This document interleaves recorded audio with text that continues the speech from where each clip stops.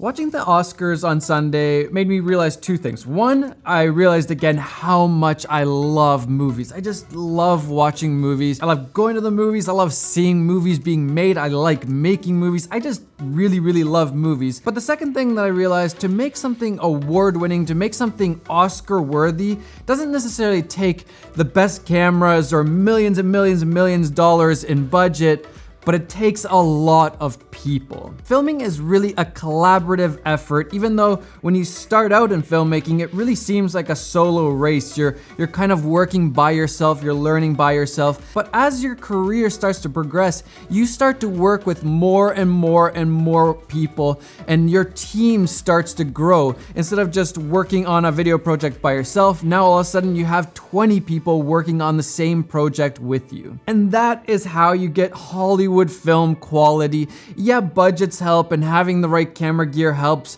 but in the end, it takes a lot of really talented people all working in their own skill areas to make something really amazing. So let's talk about collaborating with other filmmakers, working as a team to make something incredible. First up, you gotta find your team, and this is something that people ask me all the time. They're interested in filmmaking, they're starting to get into it more and more, and they're looking to meet other content creators, other filmmakers that they can work with. Boys, is it time to go film yet? Nah. And I've been there myself. There's so many times I've wished that I had other filmmakers to work with. But what I noticed in my own career, at least, is that it happened pretty organically. As I started to make more and more films, I started to get a little bit better. I started to kind of attract other filmmakers. So other filmmakers would contact me, and then maybe sometimes I would contact a few other people that I thought were kind of in the same skill area or the same stage of their career. I contacted those people, and then we built those kind of friendships, relationships, and started to work on different projects together. But in general, what I've noticed is that it's always best to meet those people organically. So you start filming by yourself, and then next thing you know, you hire some people, and then somebody hires you on a production shoot to DP, and you meet some producers and directors and other people. And before you know it, you have this whole big network of filmmakers that you've gotten to know over the years and become friends with. Can I have your footage? Oh yeah.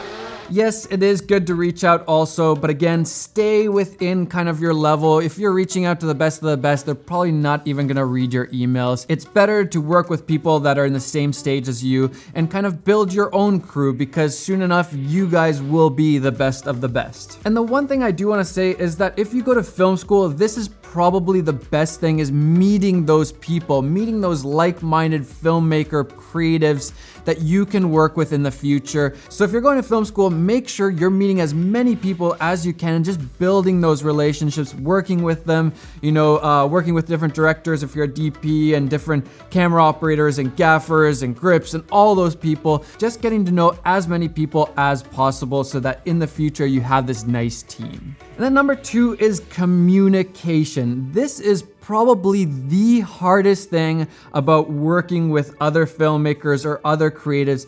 It's really hard to communicate your vision, the ideas that you have, the things that you've seen in your mind already, to communicate that to other people. I remember when I started DP on projects where there was a crew, I would have to not only communicate with the directors and the client, kind of my vision for what I saw would be the best for that project, but also the people kind of under me, the people that I was working with, the camera operator, the camera assistant, the lighting department, grip gaffers. There's just so many people that you have to work with and communicate what you want to happen. If you can't communicate what you have in mind, well then it's just not gonna happen, and you're not gonna be able to lead that crew to do what you want. And you need to be able to do this clearly and concisely, because time is of the essence when you have tons of people waiting on you. You need to be able to communicate really quickly and clearly. Even in the post workflow, you really need to be able to communicate exactly what you had in mind for that video.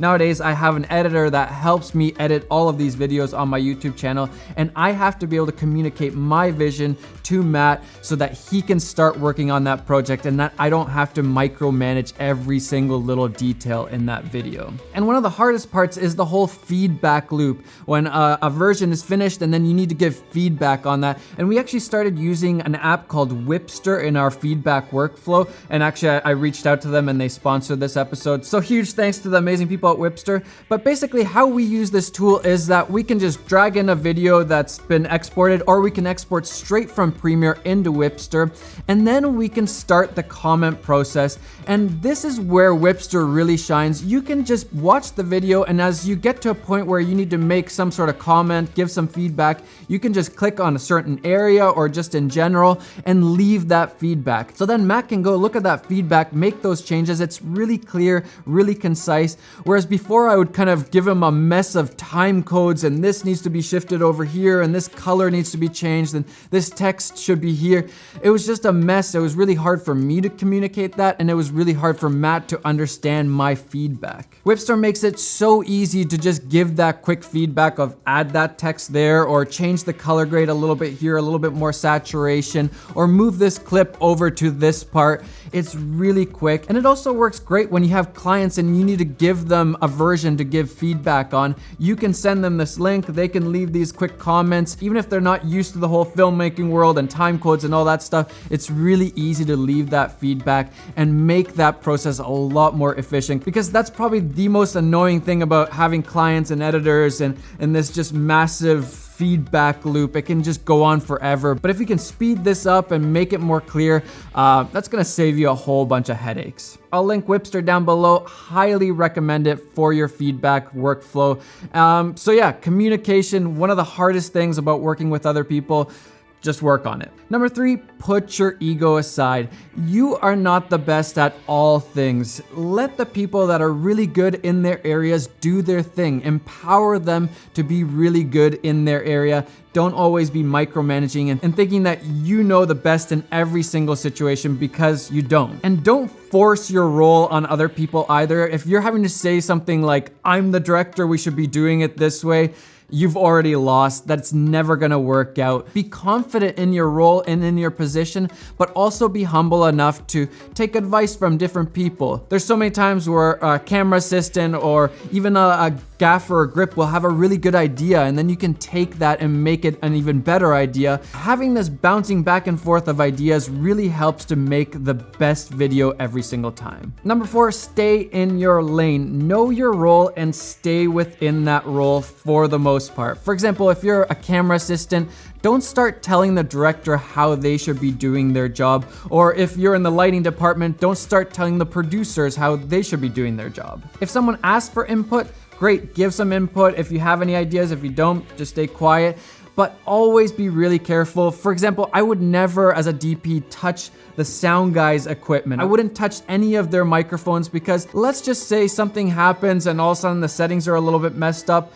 Was it my fault? Was it their fault? You get into a little bit of a sticky situation, and you really just want to avoid all of those mix-ups and confusion, all of that. Stay in your lane, stay in your role, know your place. And then number 5, find people that complement your skills. For example, if you're a director, don't just try to network with other directors, because they're not the ones that you're gonna be working with. They're kind of your competition, actually. Or if you're a DP, don't just network with other DPs. Network with producers and directors and camera assistants and camera operators, the people that are gonna be giving you jobs and the people that you're gonna be hiring to make your project the best it can be. I definitely made this mistake in the beginning. I was just looking up to all the DPs, and therefore I wanted to reach out to those guys when I should have been meeting other producers, other directors, camera assistants, all of those people, and building my team, plus kind of getting my contacts to the people that are actually going to be giving me the jobs. Also, find the people that you actually like working with, and then you also be the person that other people are going to want to work with.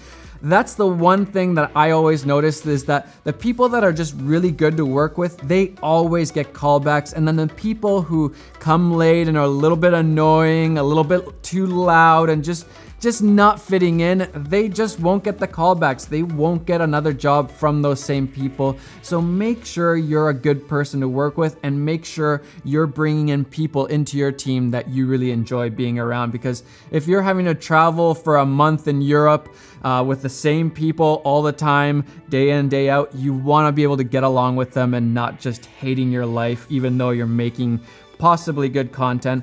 But I would also argue the better you get along, the better content you're going to be making. So yeah, just make sure you're finding people that you get along with. It's weird, but a lot of filmmaking is actually leadership based. So make sure you're building your leadership skills. If you've never been a leader in anything, make sure to read some books on it, or volunteer to lead some nonprofit group or some sort of leadership, because that is going to be one of the best skills you can have while you're collaborating with other people and working as a team to make one video, one film together. So much of filmmaking in the end is about relationships and communicating. Once you kind of get to a certain skill level, it's more about the people that you work with and how you work with them than about how good of a filmmaker you as a solo filmmaker are.